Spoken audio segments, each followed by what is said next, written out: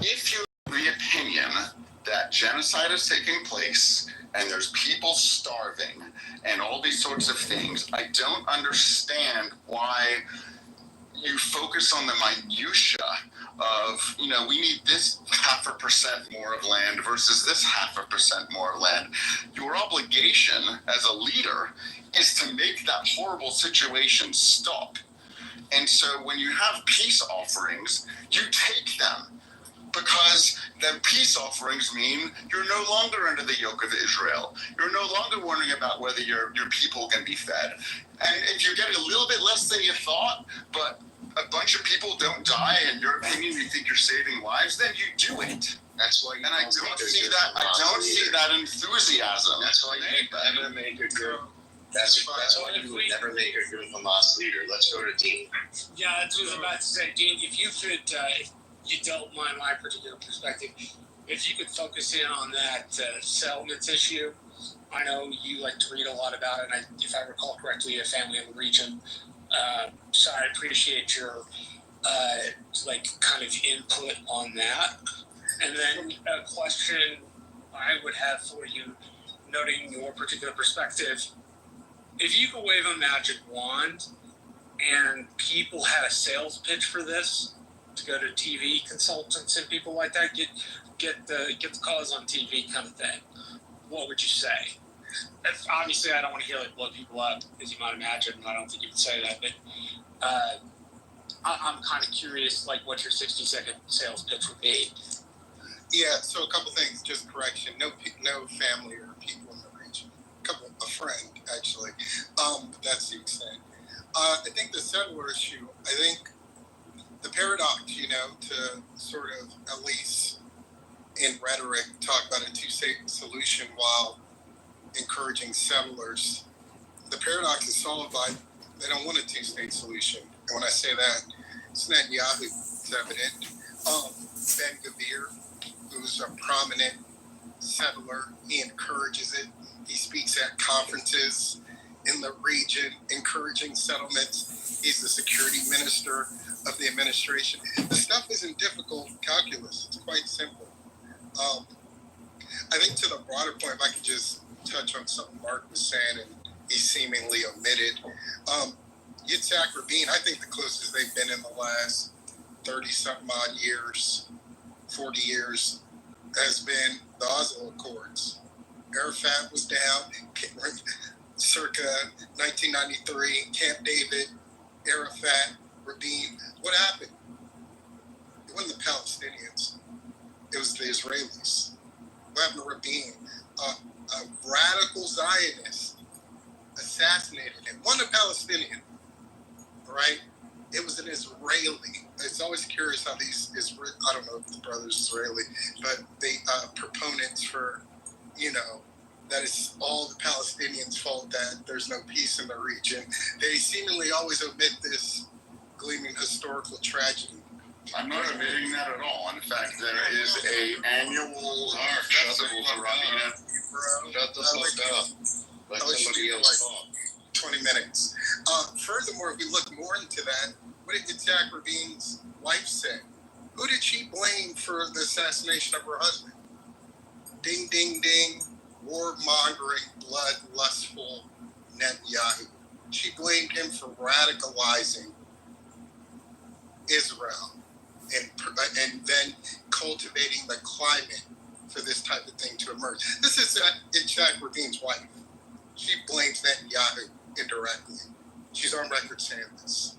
But that's kind of crazy to use that, don't you think, Dean?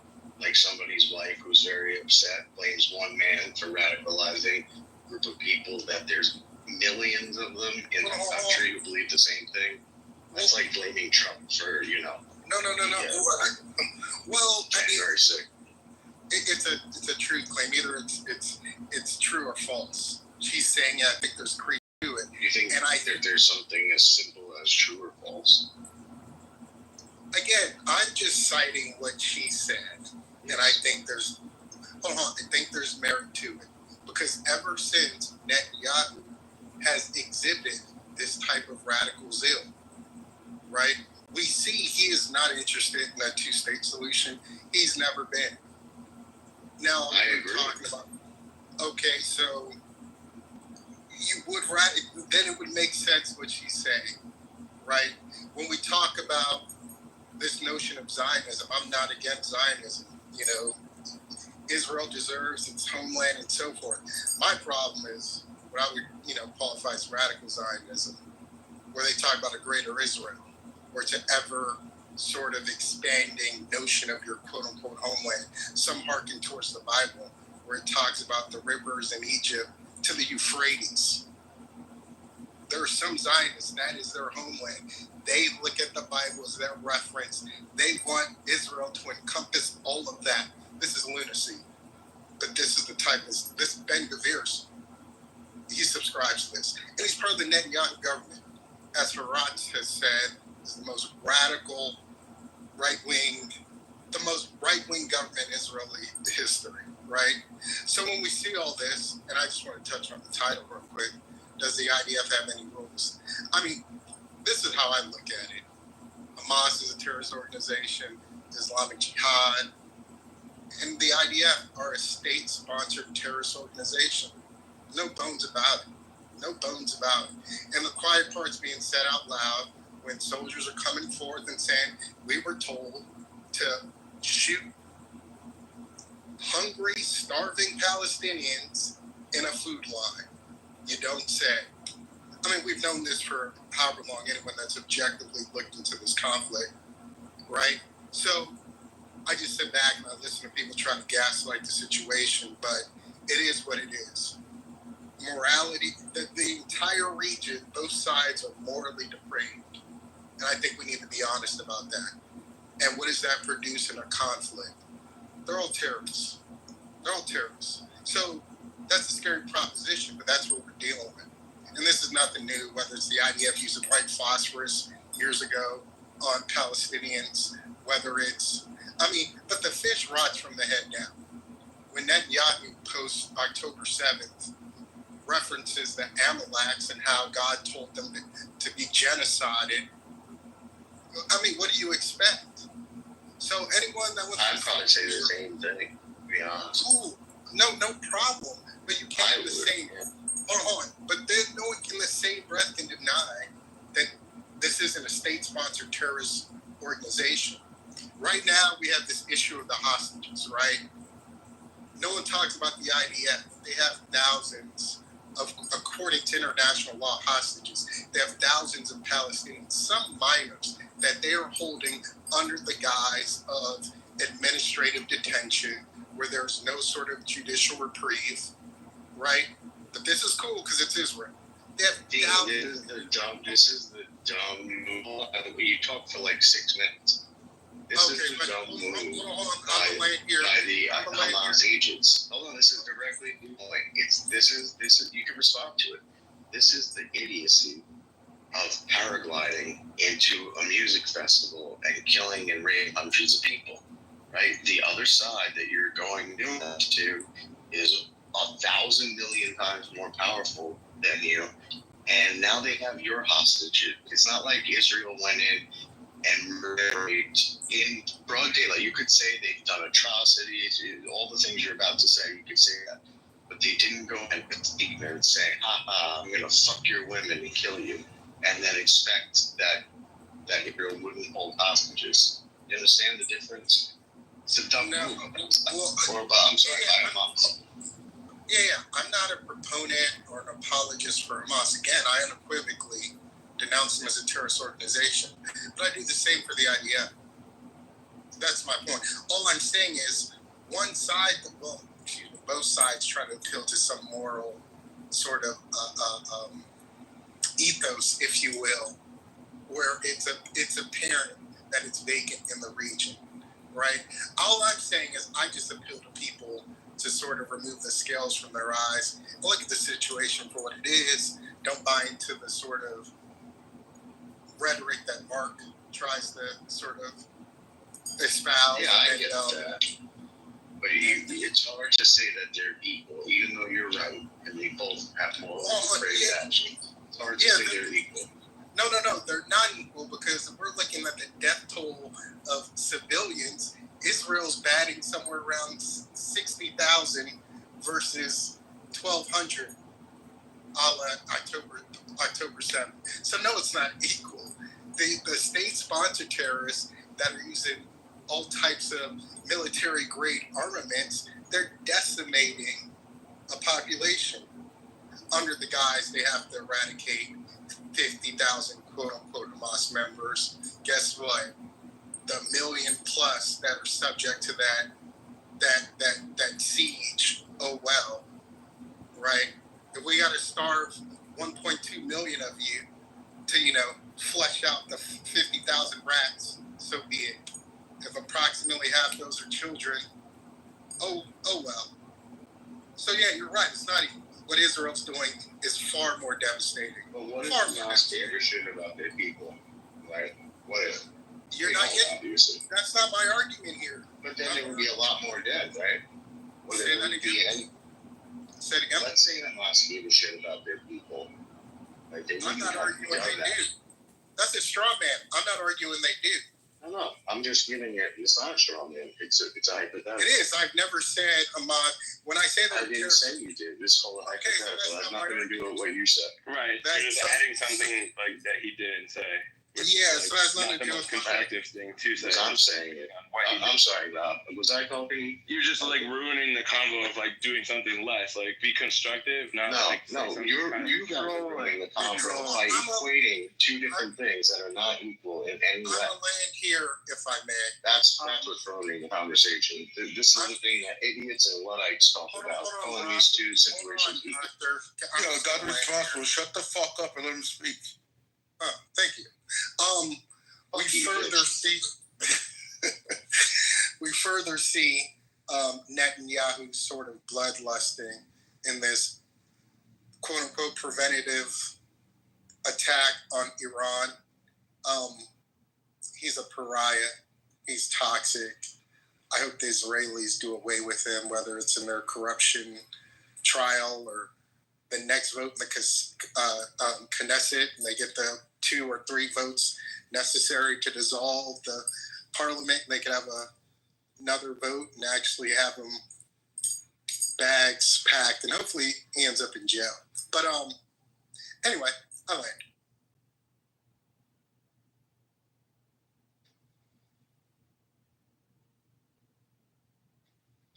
You're saying that it's not equivalent because there's been more deaths on the Palestinian side is not a very good argument. During World War II, a hell of a lot more Nazis died than Allies. It didn't mean that the Nazis were right. It's something like,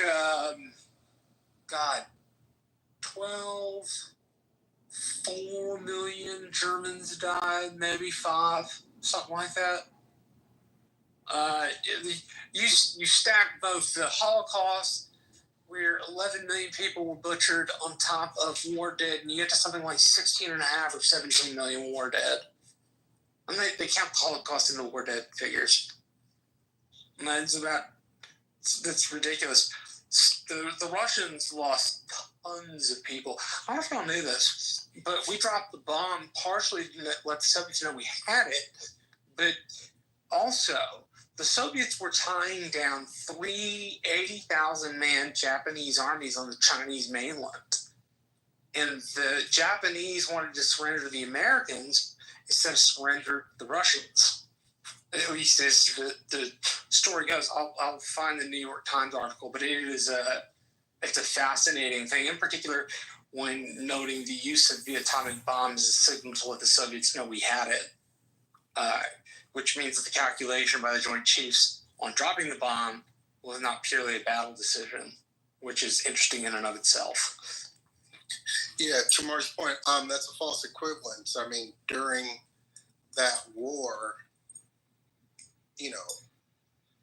one side had moral standing, right? So it's not just a question of weighing the conflict on death toll. What I'm saying here is, you have a state-sponsored terrorist organization, the IDF. They're trying to eradicate 50,000 Hamas terrorists, and they're collectively punishing 1.2 million Palestinians. Period. Well, the United States disagrees with you that they're a state-sponsored organization. So I'm very happy, terrorist organizations, I'm very happy to live in this country and have those leaders as opposed to your feeling. But you're entitled to your opinion. I just disagree that they are a state-sponsored terrorist organization, and most of the Western world agree. Yeah, so in 2020, I think it was last year, December, I'll post in the chat, when the Biden administration was assessing sending military aid armaments to the IDF, Biden, quote unquote, speaks about, let me get the precise quote, I'm going to paraphrase here. He says the IDF were indiscriminately bombing the Palestinians. This is what Biden says. If Biden said that, then he probably wouldn't have kept on passing him over weapons if they felt. That's not, I don't, well, he said it, so we know he said it.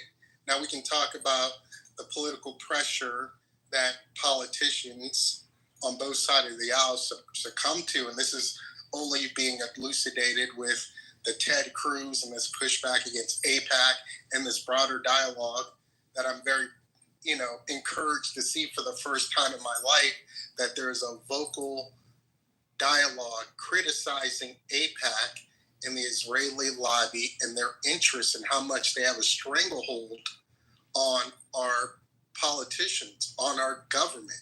So doesn't necessarily appeal to logic that he can say that and still outfit them with military aid. It is what it is. We're in a precarious situation when we have politicians that say, well, in Sunday school, I was told you got to support Israel because God said so. I'm paraphrasing. That's what we're up against. So one can logically concede with that type of sort of narrative abound that, yeah, they're indiscriminately bombing these people. But you know what? My religious sensibilities that were imbued upon me as a child said, if you bless them, you shall be blessed. And if you curse them, you'll be cursed. So that's sort of a logical conundrum for them to figure out, but these two things can be true. Well, Dean, it's also not particularly logical for you to say that AIPAC controls the U.S. government when the Israelis Jewish people make up about 3% of the U.S. and 0.2% of the world. 3% of the U.S. is not enough to, frankly, move the needle in any way in a democratic society. No one's coveting the Jewish vote because 3% is not going to win them anything. So to suggest that a population with a PAC with representing a demographic that small has somehow got a stranglehold, to use your word, on the American government, it just doesn't add up. You can think that, but I want to know how they in fact have a stranglehold. How do they make people make decisions? Excuse me? Quick question. If AIPAC, hold on, I want to stay on this.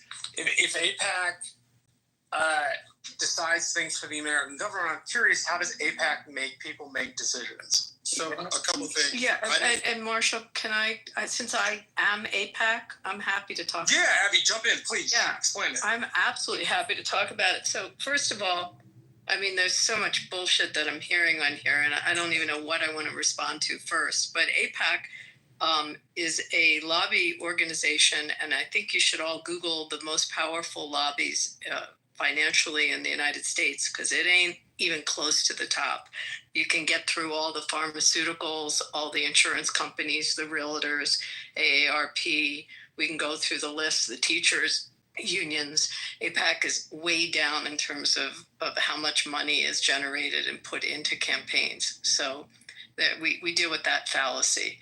But with respect to also the numbers that I'm hearing and that come out of the Hamas Health Ministry, and I can say that over and over. For 2 seconds, because I looked this up.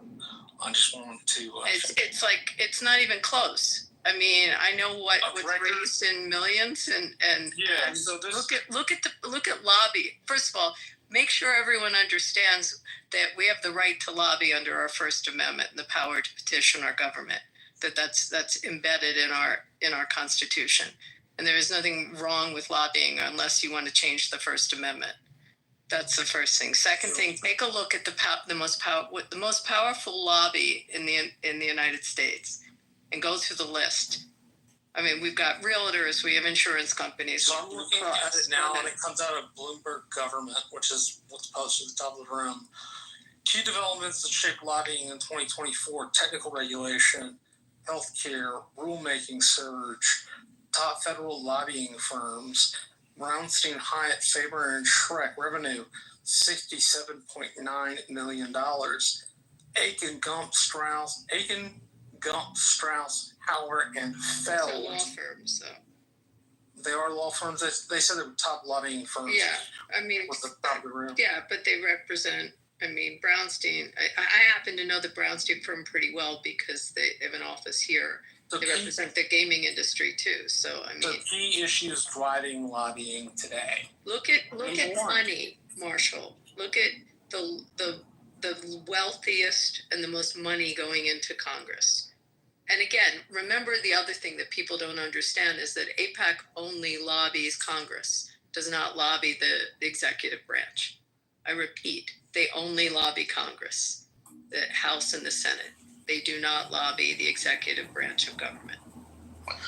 So what about Kamala Harris? Like, she's a huge AIPAC and Israeli advocate.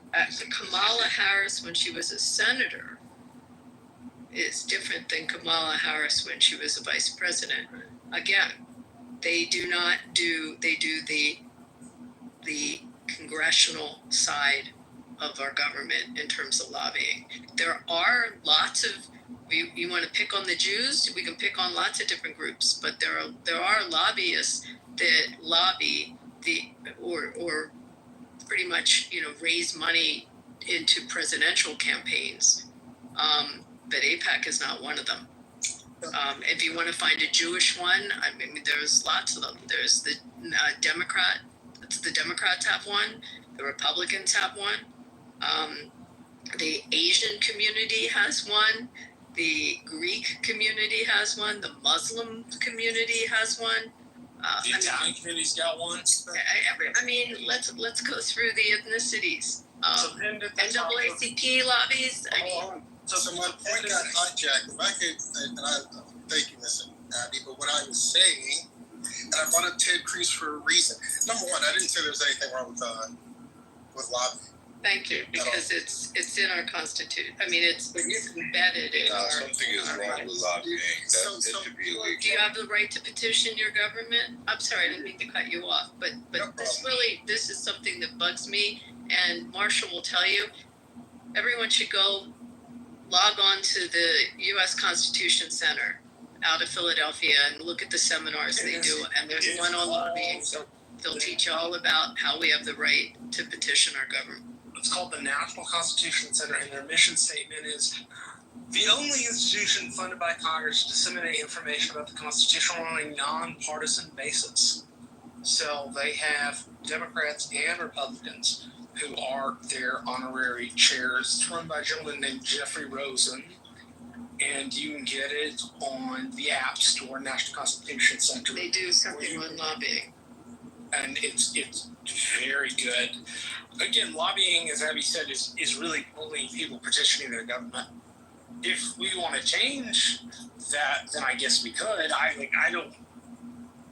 would prefer not to have my ability to petition my government. Don't get me wrong, I'm not going to go to Capitol Hill and do that unless there's just a very specific reason, because you can influence local more than national. But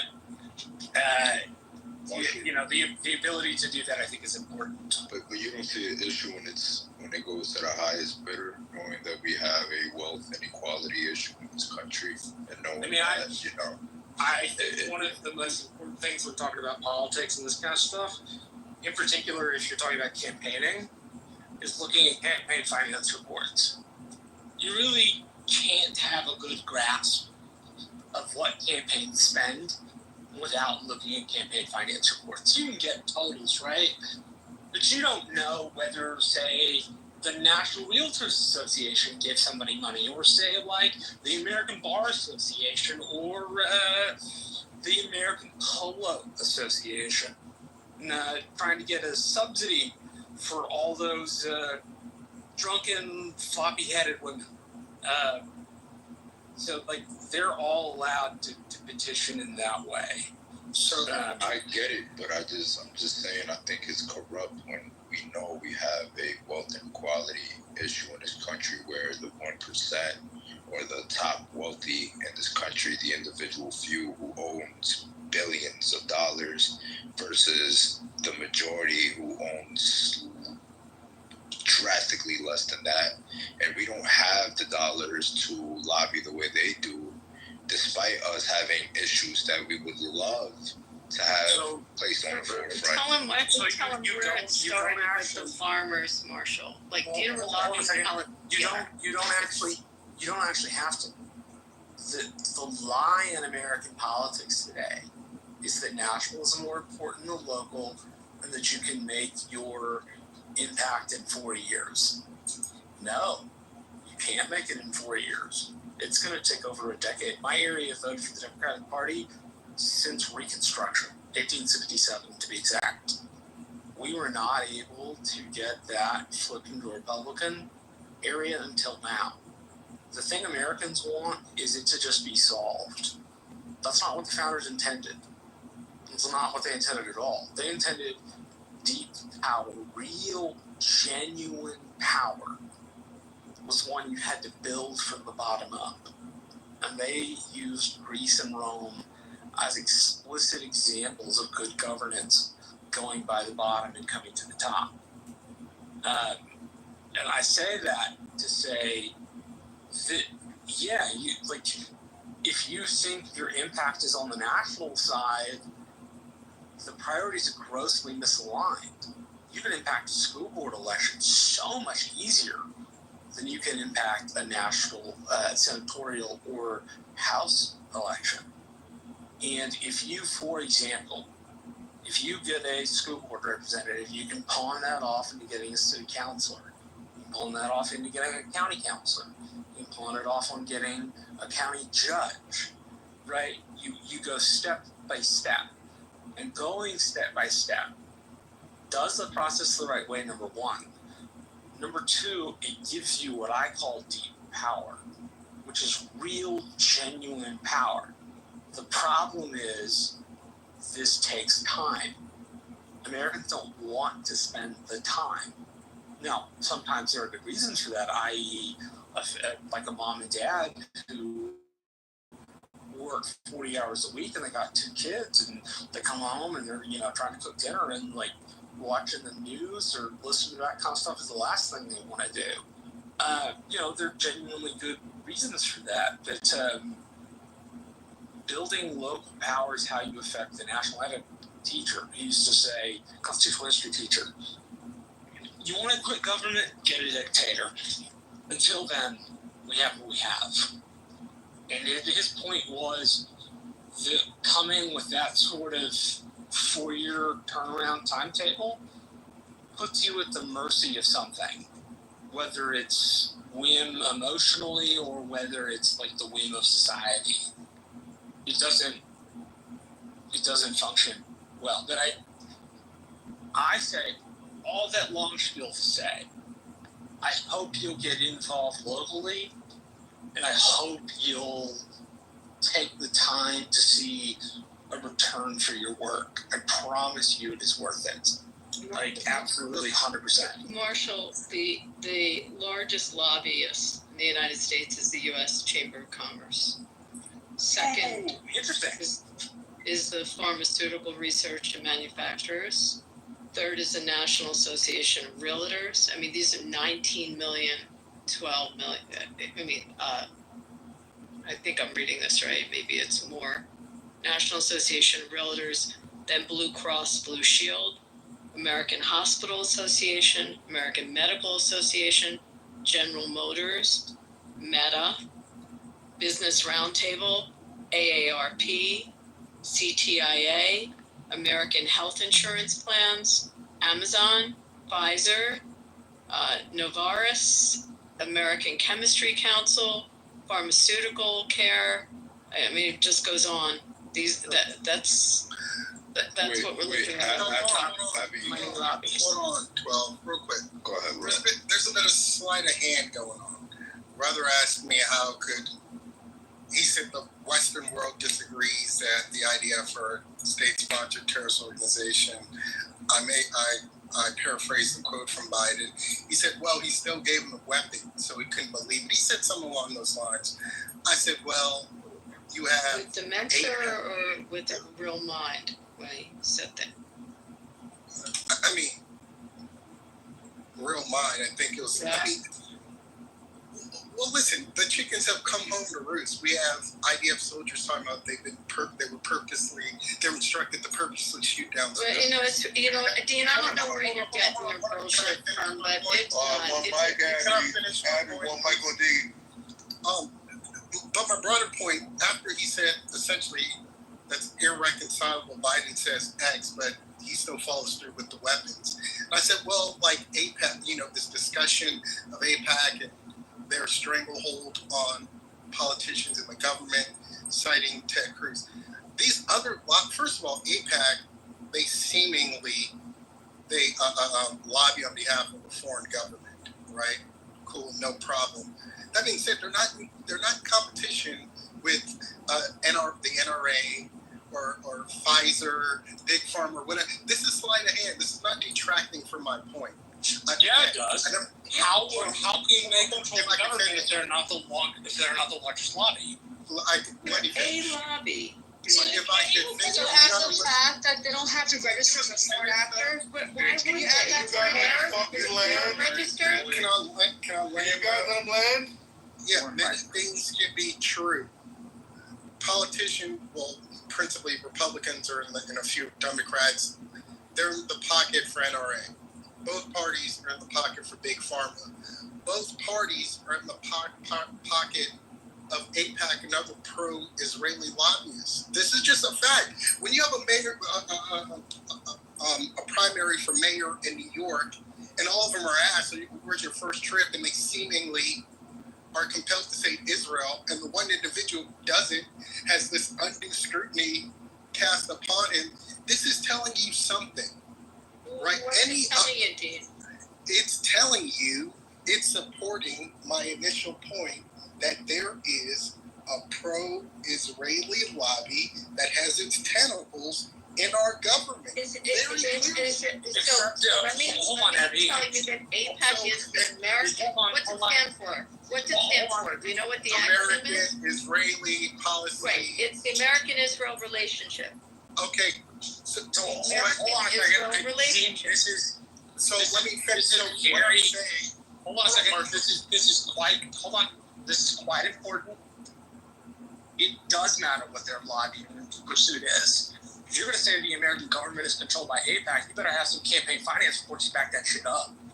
How many citizens are a lot of money. You don't have any campaign finance reports in your back pocket to prove that. So this is the failure. Hold on, real quick. This is the failure in your analysis. This is the unique sort of thing when it comes to AIPAC and also things like Kufi. It's not necessarily. What do they do? Fucking wave a magic wand and hold people in a spell? Come on. Can I finish respectfully? Their sway, their influence, their power is not necessarily financial, as expressed by Mr. Cruz. There's a religious component to this, right? When he says that there's a Dominionists make up like 10% of the overall Protestant denomination in the United States. 10%. Did you say that again? Dominionists, the people you're talking about, make up about 10% of the overall Protestant denomination of the United States. I'm not relegating it just to Protestantism. This, dispensationalism, all types of whatever. We know the majority of our politicians are Christian or Jewish, which they're entitled to have no objection to. The majority of our politicians are Jewish. If I can finish, bro, my argument is when you have a lobby that's able to appeal to these already natural, inherent sensibilities, that's another dynamic of power and influence. So you're complaining they have a better sales pitch than you? I never, and this is the again. Yeah, it's crazy. It's crazy, bro. You're not a No. There's absolutely that artist, bro.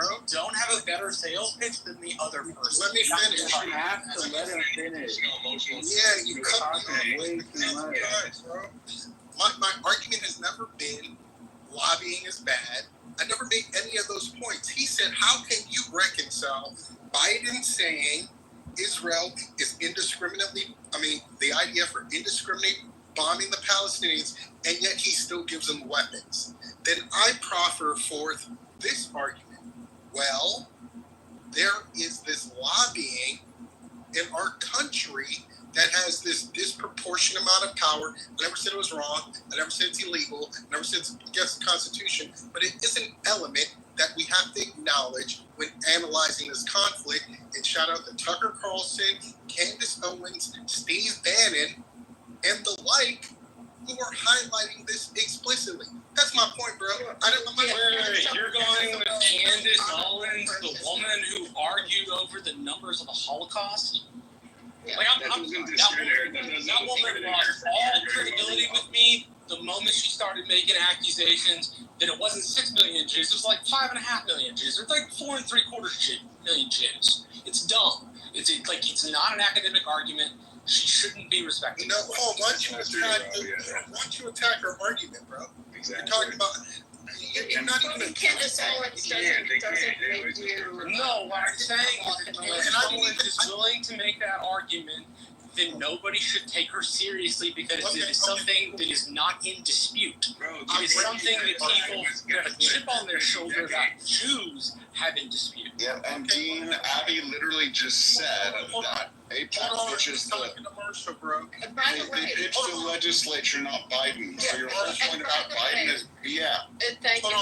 And by the way, and Can I finish with also, Marshall, please? so you can know that the largest lobby for the state of Israel is Christians United for Israel. I just brought We that have up. more. I just We brought have it more up. Christians on. May I give you a number? There are more Christian Zionists in the United States than there are Jews that live in the United I States. said He made that point. Kufi is an amazing organization. cool, no problem. But that doesn't detract from my broader point. Marshall doesn't. He has issue with Candace Owens. Okay, suspend what I said about Candace Owens. Tucker Carlson, Steve Bannon, and like I said, there is a legitimate dialogue, principally from the right of AIPAC and these other pro-Israeli lobbies in our country and what they are doing via influence and power concerning our foreign policy and parsing out, is there actually any reciprocity? Is this actually American first? Does this serve our interests? Hold on. How do they get people to do what they want them to do? How many dual citizens, Marshall, in the Congress are Israeli American citizens? In what fucking universe do people being dual citizens have anything to do with what matters? You have dual allegiance. That's so obvious, bro. No, Ted Cruz is a fucking dual citizen. Myra Flores is a dual citizen. I mean, what fucking universe does that factor? There is not one member of Congress that is a dual citizen. I repeat, there is not one member of Congress that is a dual citizen. Hold on a second. Hold on, Marshall. Hold on. Okay, There is Abby. not one member of Congress that is a. Abby, hold on a sec.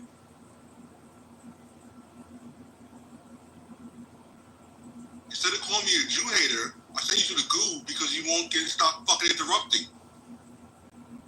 So anyways, that's my point is you could look at how many dual citizens are, how many adjacent dual citizens are. That's relevant because if we, for example, had a certain percentage of people that had an affinity to Italy, one could then deduce that whether consciously or subconsciously, there would be interest in Italy and their Italian heritage.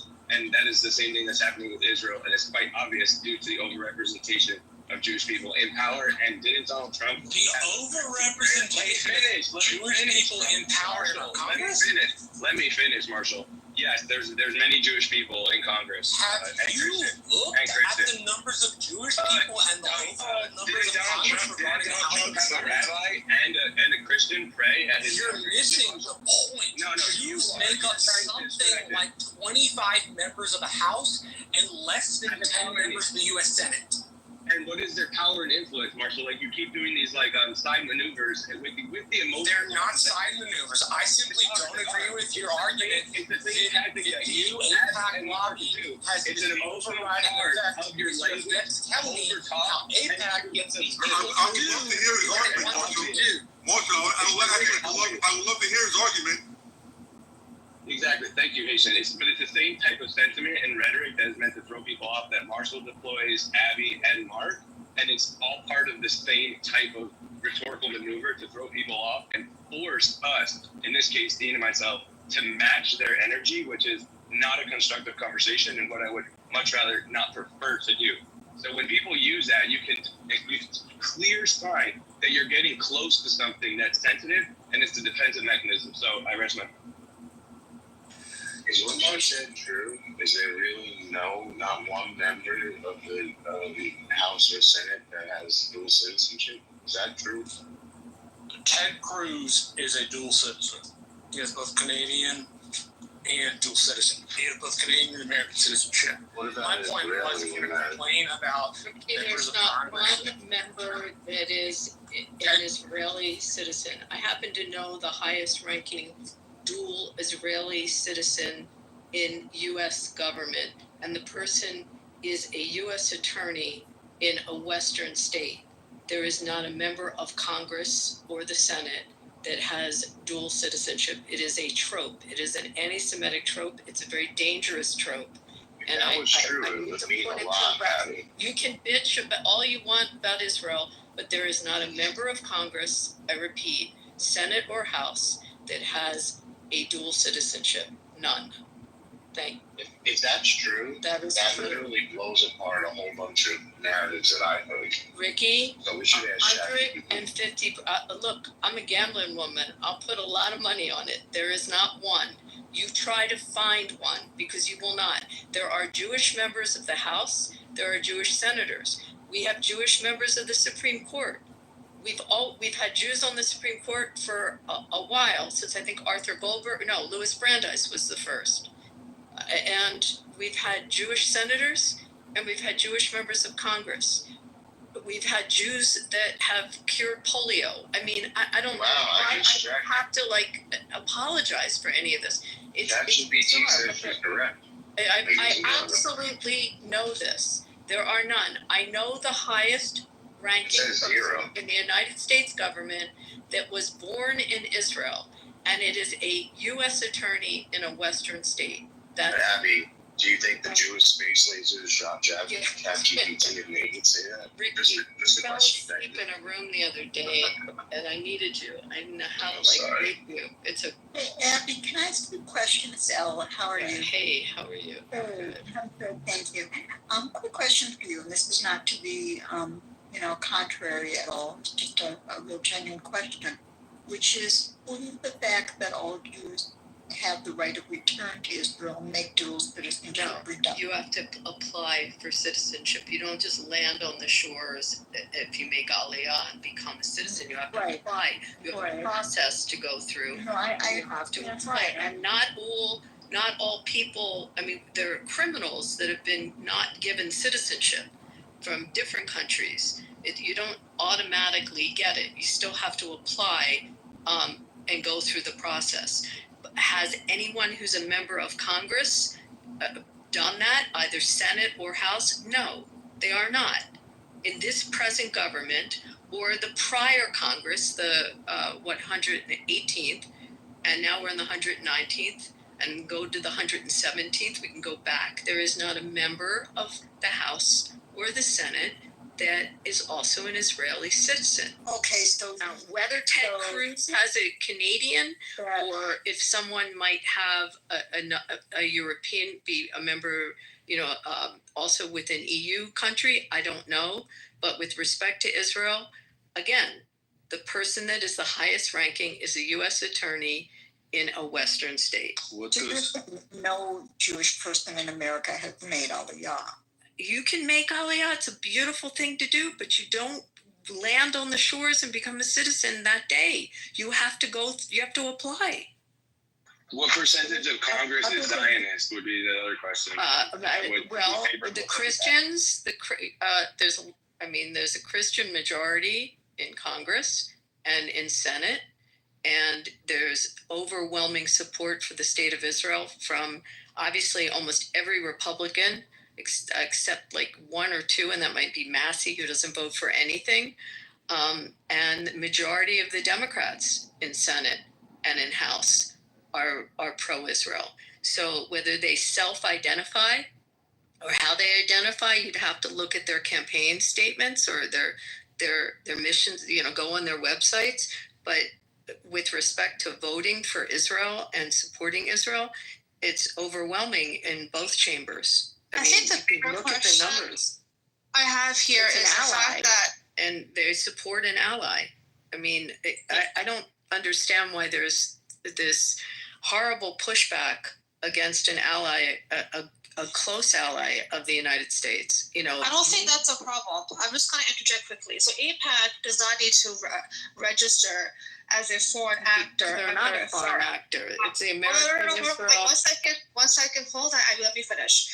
A lot of the things that AIPAC will, everything, even if you go and do a quick search on Google, every single thing that pretty much AIPAC is lobbying for is in the interests of Israel, whether it's giving them foreign aid, military aid, strengthening relations. It doesn't have to do with Jewish people living within the USA. So it's not trying to do protectionism for them for the most part. So they don't have to register as a foreign actor, which is troublesome because if they did under FARA, they would have to be way more transparent of their intentions and what they have to give up way too much information as to who they're working with and all of that. So that I think is a little problematic. Why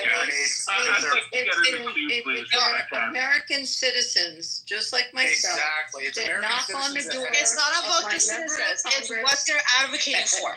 No, Ace, it actually does matter. Can you guys stop interrupting?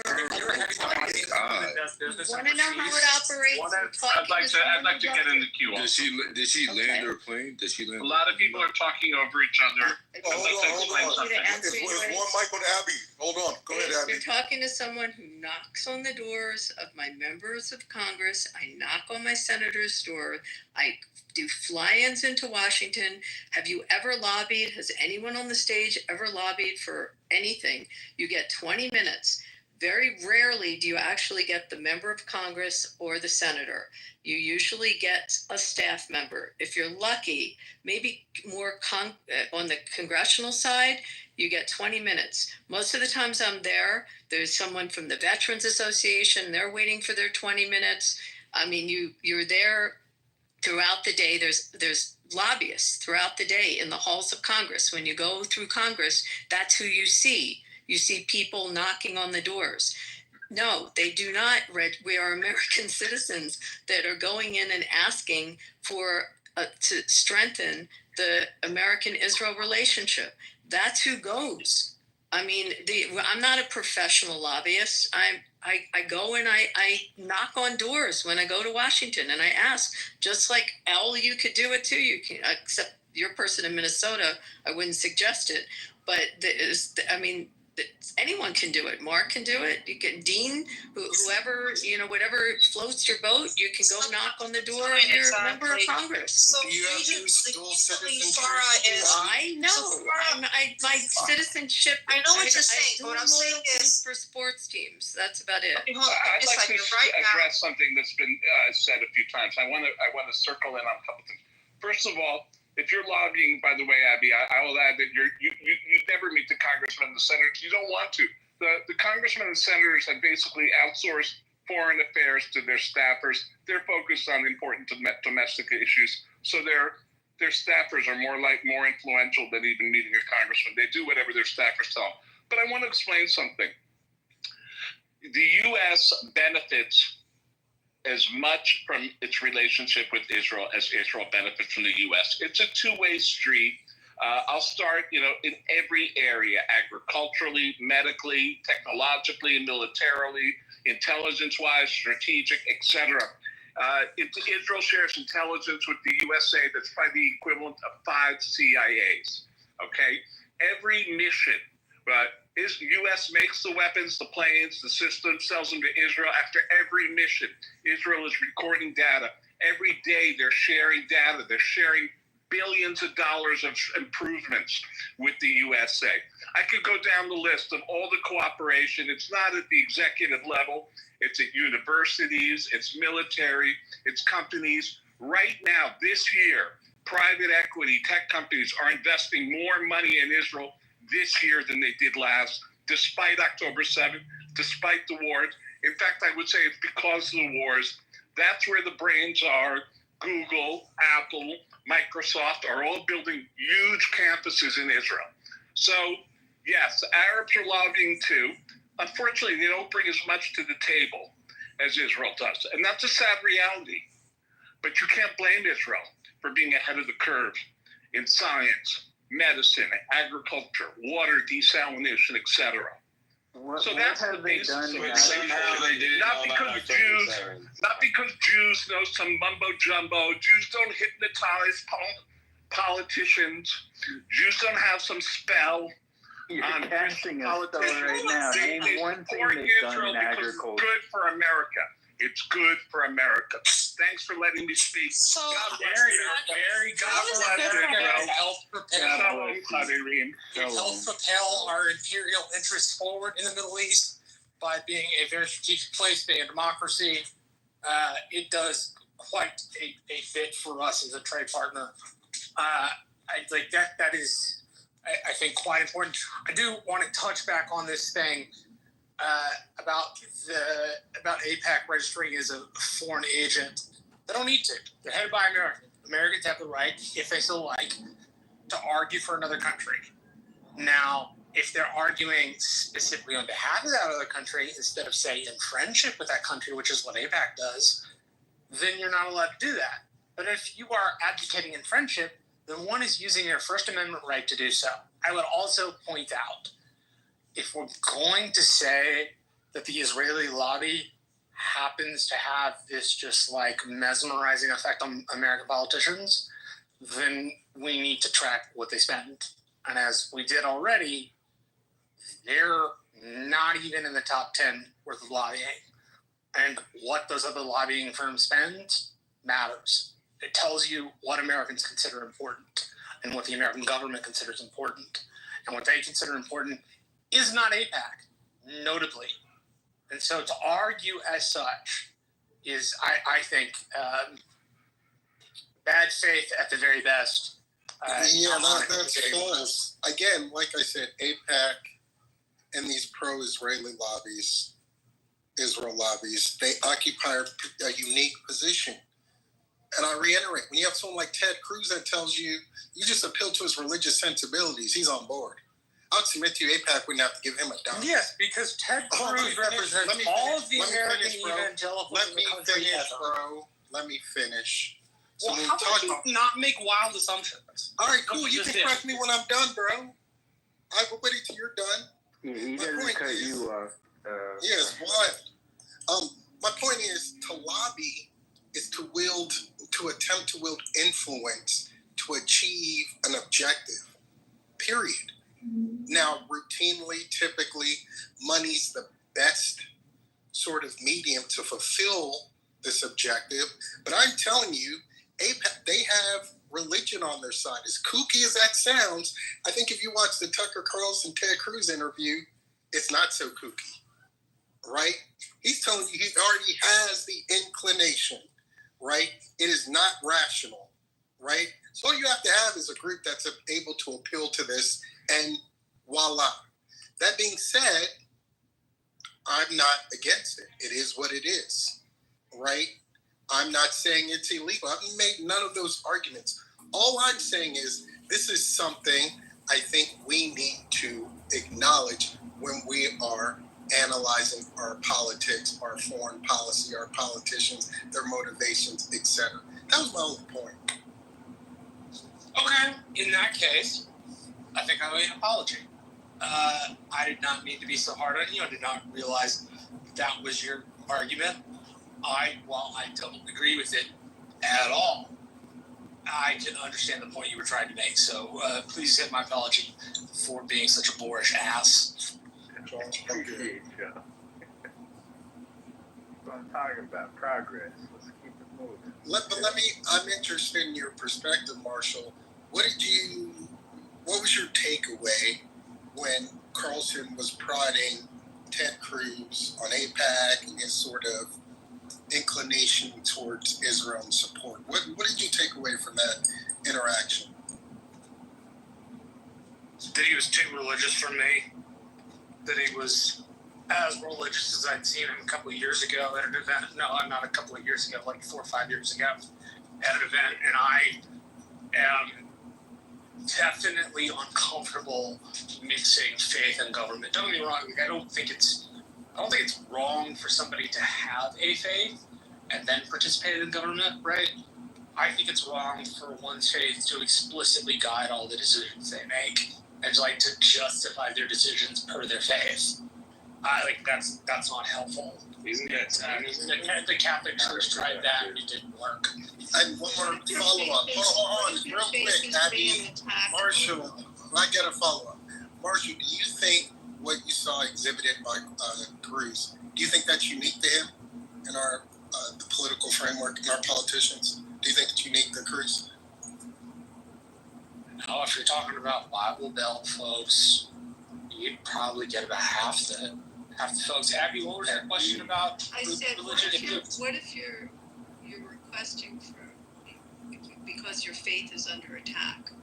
So I'm curious with the people that have such dramatic, strong issues against AIPAC, how they feel about Jewish people generally going to their members of Congress and trying to affect change to protect what's happening to us right now, and with the surges of anti-Semitism. Do people have a problem with that we dialogue with our members of Congress about stronger protections and stronger laws? And that's coming from faith.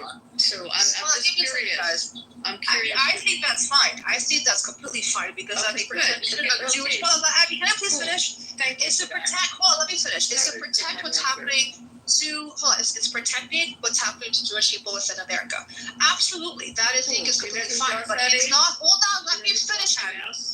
Please hold on. My concern is American citizens, like you said, who are lobbying and pushing for the government to do things to benefit Israel, a country that you're not from, to help give it military, to help further it as a country while you are an American. But we care. You want to lobby for Jewish people? Hold on.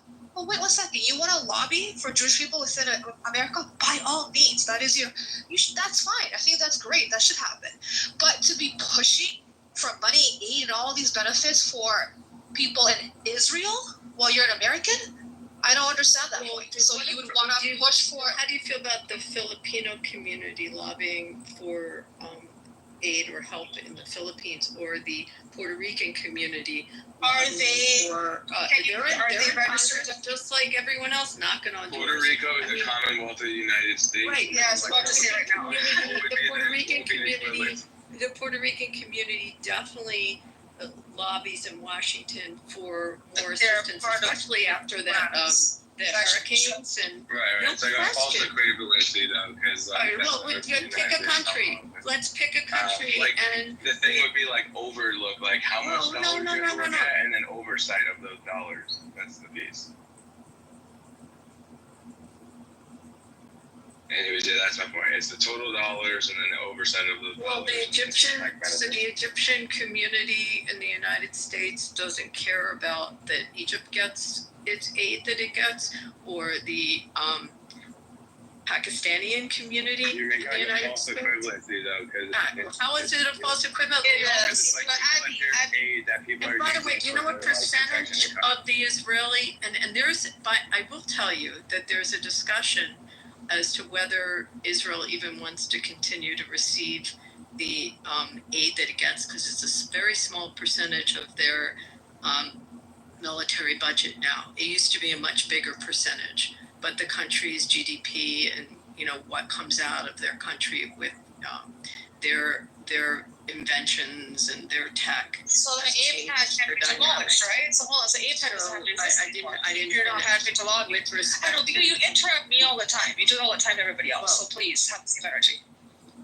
I just am answering you about the aid. However, lots of countries, lots of citizens in the United States that care about their where their families may be living or their heritage will come in and request with respect to the relationships that the United States has with those nations. That's the point on the dual citizenship piece, which is There's like, no there you dual are. citizen. Right. Where's the But dual it's adjacent. citizenship there? Well, that's the part. Is like it's adjacent because what you're sharing is that the lineage of Israel as a Jewish state, which is if you are a Jewish person in America, you could be seen as an Israel diaspora rather than an American citizen. No, we're seeing. Because I'm an even American if you came over citizen. to Israel, Hey, right, babe, but when you go to Israel, I'm an American Hold on, let me citizen. finish, Where are you taking right, that from me? You're gonna try to take that away? No, I'm not. But when you go to Israel, you benefit and are totally a part of the Jewish culture and talk about how you're Jewish and you feel at Feels home. great. It's part of your roots. Exactly. So there's still an affinity and a lineage and an allegiance to Jewish people that I don't feel personally because I'm not Jewish, but I'm American. But That's all about we're trying to get across. 90% of Jews feel a connection to Israel, and That's of our the point. evangelical That's the main community, point. like, I don't know, it's probably close to 100% of the evangelical are, I mean, they're completely connected to it. So I'm trying to, and the majority of tourists, by the way, by percentage, the biggest tourist population going to Israel are Christian pilgrims, more than Jews. So I think, I don't know if you know that, but it's a huge population going there. But going back to my question, and Ace, thank you for that answer on it. You know, a lot of the work that now, at least for me personally, my conversations with members in the government in the United States is about protecting the Jewish community and making sure we're secure. We're under siege in almost every state. There's an incident. I mean, our incidents that are reported to law enforcement are up 900%. It's very frightening, and I'm not taking away from any other communities that go through this, but this is a surge for us, and so that's what a lot of our work and efforts are right now in the Jewish community in the United States. Sadly. I mean, that's a bit hyperbolic. Well, do you know the guy we just had the death? I don't know if you guys know this. You know the Molotov cocktail. Actually, it's I don't know if you knew this in Boulder. Yeah, I do know. Someone just succumbed to their injuries. Yeah. It was so sad. Yeah, that was really horrible. But what's your feelings and sentiments towards the criminal charges against Netanyahu, Abby? I like him very much, and I think that's, first of all, the United States doesn't recognize that entity. We're not a party to that tribunal or that, I think it means organization in Israel. Oh, you're talking about in Israel? Yeah, I mean, I haven't paid enough attention to it other than to know that it has to do with cigars and wine and accepting gifts, and it's not a serious allegation. And I think right now they're in wartime. It's just something that needs to be held in abeyance till they get through what they have to get through. I think he's a very strong leader. Well, it's pretty serious to take for actually breaching trust, accepting bribes, and fraud. Those are pretty serious. They can be, but I don't think in this scenario they are. They can be. You said that you weren't really following it well, so I don't know if you actually. Pardon me? I think you were saying that you weren't really following his corruption trial that well. I don't have enough as a lawyer to comment on all the facts of the case. So I can tell you just what I've read slightly in the press, but right now I don't think it should be something that's ripe to. Yeah, of course, there's different priorities. Of course, we know this. But then I also wanted to jump in. I couldn't earlier. There was a comment that I think Dean made about Biden when he was running, and he kind of, spoke up about supplying weapons that might be used in ways that would be, crimes against humanity. And you said the comment, oh, did he say this when he was like, mentally well? That was a pretty egregious way of shutting somebody's conversation down. So it's not just Biden here who was looking at these things and making decisions. You do know that they had to hold back one of the weapons that they were supplying Israel, because I'm sure you also know this as a lawyer, that when you supply any military aid to any country, you have to also make sure that it's being used in ways that doesn't break any type of laws, especially crimes against humanity. So there was a bit of an investigation going on there, and then when Trump came in, and everything's completely changed. So please try not to dismiss some of these things, because what I really hate about conversations is when people try to hide things. No country, no people, no government have ever done anything 100%. Please do acknowledge when Israel makes mistakes, and Israel has made a lot of mistakes, instead of just throwing a lot of things over top of it, or just dismissing it by making that comment. Okay, Ace, you're right. We agree with you, but one topic at a time. You're totally right. I'm totally with you, but there's a lot to unpack, and you hit it on the head before you went to that topic when you said, "Oh, it's not a priority." And I wanted to interject and ask Abby why exactly it's not a priority. But I agree with you, Ace. You're totally cooking. But let's focus on the matter at hand, which is Netanyahu worldwide. Abby? I just said they're in the middle of a war, and I just think that this is just something. I mean, there's different opinions on it, and again, I haven't read the case enough to really pine on it. So I'm being straight with you, other than to tell you that what I have read, and I've only read in the press. So from what I have read, it didn't sound like the allegations were based on issues that were of severe enough that it couldn't be held in abeyance till they get through the war and what they're in the middle of right now, which is definitely an emergency level. The fact that the country was shut down, that the airports were shut down, that they had how many ballistic missiles coming at them, that many lives were lost, that Soroka Hospital, which is the regional center for the southern part, which, by the way, serviced mostly the Bedouin and Arab communities in the Negev, was destroyed to the extent that it was hit. There's just major emergencies there that I think something like this pulls the attention of the country off, and it's not something that I'm saying should absolutely go away. Again, I can't opine on it because I don't know enough about it, other than I just think that it's probably not the time. Water, can I list some of these charges that people may not know? I have them in front of me, Ace. I'm way ahead of you. I'm right with you, sis. But I want to ask that was my answer to you. They're in an emergency situation in their country, and their priority should be getting through that right now. Understood. I appreciate that answer. That's why Netanyahu wagged the dog. Walter. I just wanted to ask, are you familiar with Project Lavender? No. You're not? And the autonomous strikes? No. Okay. So let's just focus one thing at a time with Netanyahu. The ICC warrant of 2024, the charges are war crimes against humanity, alleged use of starvation as a weapon, murder, persecution, inhumane acts in Gaza conflict. There's an arrest warrant. Allegations for these? This is the IC. This is the international group that the U.S. is not a party to, nor is Israel a party to.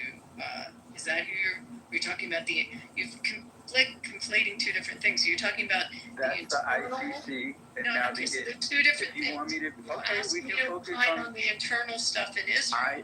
I did not. Someone else said that. Someone else said that, and that's fine. I brought that up. Address the internal, which is fraud and breach of trust. Fraud and breach of trust. That's what I was bribery, fraud and breach of trust. But can I give a little bit more information on it so it's not so simplified? Okay, so one of them is him and his wife have received almost $200,000 from wealthy businessmen for political favors. It gets worse. He also has granted regulatory favors to an Israeli communication company for positive coverage of him and his wife. He's also struck a deal with another businessman who owns a local newspaper, a daily newspaper, for again favorable coverage in exchange for legislation to limit the growth of a rival. I believe the person's name is Israel Hayom. So basically, you're trying to suppress information. You're trying to change the narrative through trying to control media through favors, etc. And you're trying to shut down the opposition, which is also very. I think it's very serious and very dangerous for this democratic country, aside from the money that they've also taken as bribes. So there are a multitude of things that he's done within Israel, and a lot of Israelis are upset. They're not okay with it. You on that? So one of the things I do know about, because I do pay attention to this, is when they had the push for judicial reform in Israel, and I don't know how much you read about that or if you're familiar with it, but one of the issues is the power and how the structure is of the Supreme Court and the court system in Israel. And I'm not going to bore the room with it, but it's the way the court is comprised and how the seats on the Supreme Court are set up. Some of those seats go via, it would be like the American Bar Association just picking a bunch of judges and putting them on the Supreme Court, and then you'd go to the justices on the court and they would choose who the other justices are. We have advice and consent of the Senate. We know our process to get on our court, whether you like our justices or not. We have a very strict system on getting a seat on the court. It's different there, and one of the reasons for the court reform is that the last bastion of the Labor Party, which is the opposing party, kind of controls that court. So not to get into the internal, but you brought up something internal there, and I'm trying to tell you that there's. Do you think the judges would? You think that the judicial part? That's fine. What I'm saying is, but again, the prosecutor. Okay, hold on. He's been charged with these crimes. Yeah, I'm aware of it, but I'm do you have any trust for the judicial system and the criminal system within Israel? You think that it's through these charges added for the sake of it? I think that the judicial reform is an incredibly important thing that they need to. It's a young country, and they need to go through judicial reform. I think the way that they set up the court system is. I'm not talking about judicial reform. I'm talking about crimes and evidence. The system, with respect to that and how the charges were lodged, and again, I haven't read the court documents, so I'm just telling you from what I've read in the press, but I do know with respect to the court reform that there's a very political component here. That's perfectly fine. Before we bore everybody, happening with those charges and also with the judicial system. But it's not the room to talk about it, but I'm happy to. Okay, that's great. So water, can we bring it back to what Water said about this lavender? Can you bring it back to that water? Project Lavender. If you can let everybody know what that is. Palantir, and are you familiar with Palmer Luckey, Abby? Out of Long Beach? Who? Exactly, yeah. I never heard of him myself until recently. Yeah, his name's Palmer Luckey, and he's going to be upping the ante of Palantir.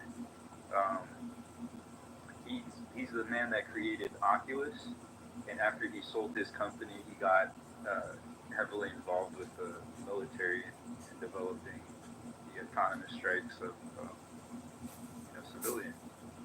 It's called Anduril. He founded it in 2017, the defense tech company. Points in the chat. Point, you could come up here and probably better explain Project Lavender, but this is like another iteration of AI-powered surveillance, drones, and border security, major contracts with the U.S. military. So that's our version of Palantir, I guess. But this is very dangerous, unmanned drones, just killing women and children senselessly. This is why you're going to be getting the blowback that Israel's receiving. But I mean, let's just talk about current events, right? Let's just smash cut to today. We use lots of unmanned drones along the border now. I mean, don't we use unmanned drones now? The U.S. uses them. Right. I thought so too. Right. This is very slippery slope. This is a very. Didn't Obama use a lot of unmanned drones? Yeah, absolutely. I mean, how do you put together a comprehensive border security package that doesn't involve unmanned drones? You'd be negligent not to include them. Right. Well, let me ask Abby, what are the odds of tearing down the West Bank wall tomorrow? So define which wall you're talking about. Area A, B, or C. Which wall? How about A, B, and C? Well, so do you understand the differences between A, B, and C?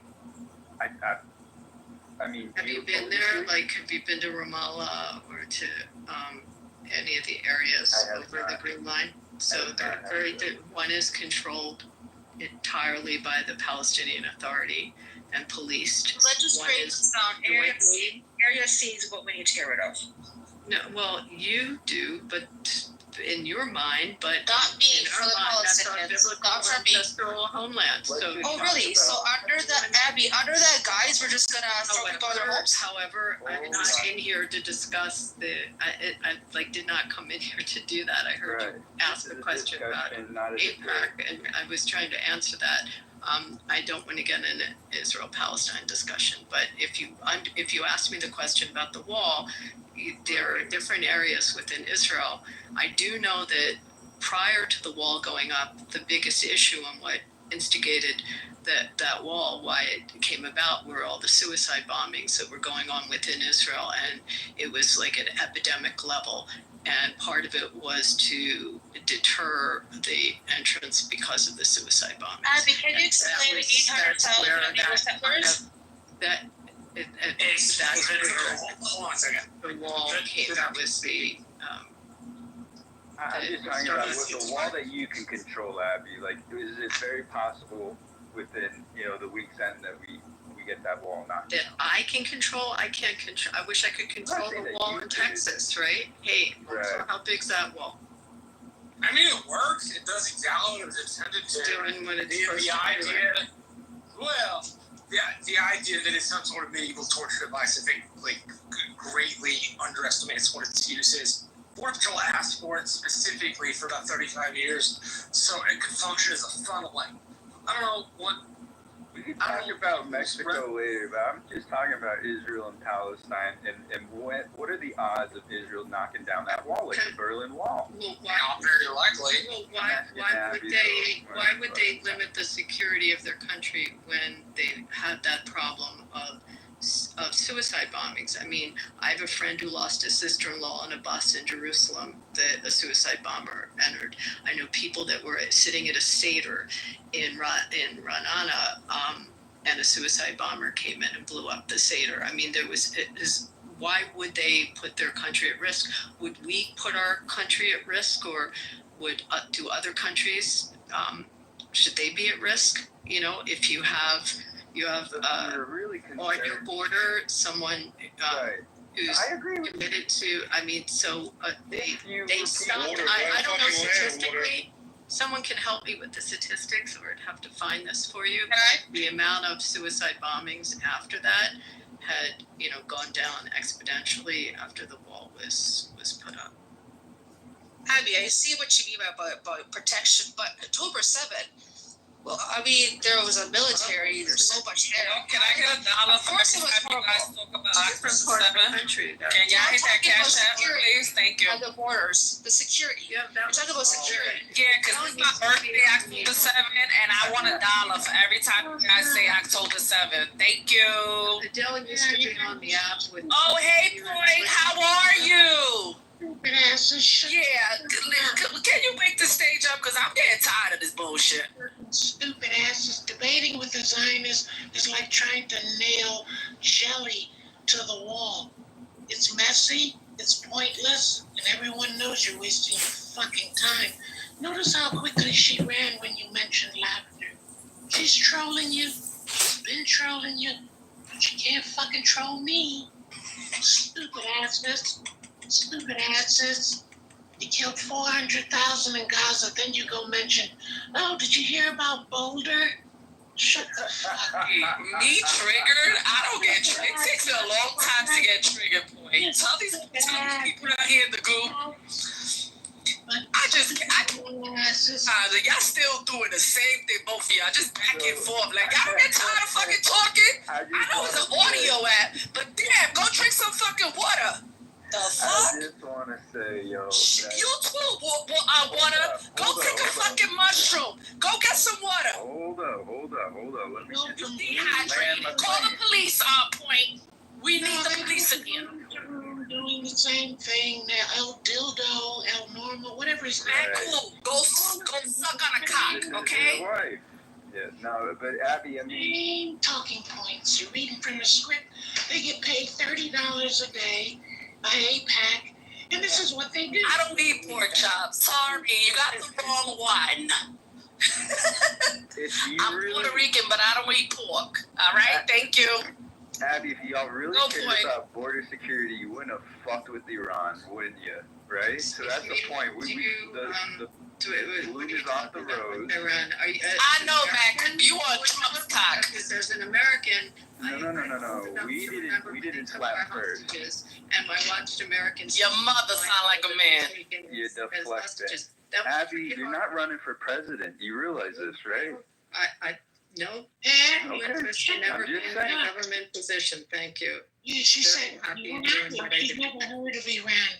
Stop talking. Do you remember when they took our hostages? Keep twirling, Mac. Do you remember? We have hostages right now. We're trying to exchange, Abby. You're living in the past. You're living in the past. About Iran? I don't think I'm living in the past. Hey, have you heard the new term? How did most Americans poll about? Stick a poll up your ass. There's a new term called Zionizing. Sorry guys, but your conversation's gone into. Do you know what Zionizing means? Yeah, Abby, that means we don't want to hear you no more. You have had the stage for a while now. Okay. Thank you. I know Marsh let you rock out. I heard when he was like, hey, you can talk. It's your time. But yeah, you had enough, bro. Go drink some water. What is it? Midnight right now in the East Coast? Yeah, we had enough. Almost midnight, 1 minute. But it's funny how they never mention about the, Israeli terrorists, how they killed a bunch of Americans. Why they don't speak about that? How Israel killed a bunch of Americans. Our soldiers too, by the way. It was a 1967 USS Liberty. Yeah. And they still, no one has ever got justice for that. And the Americans actually soldiers against survivors. They still want justice. Can we get justice for the Marines that were killed by Hezbollah? Can we get justice? No, you can't. You know why? American invaded those countries illegally. So no, they can't get no justice.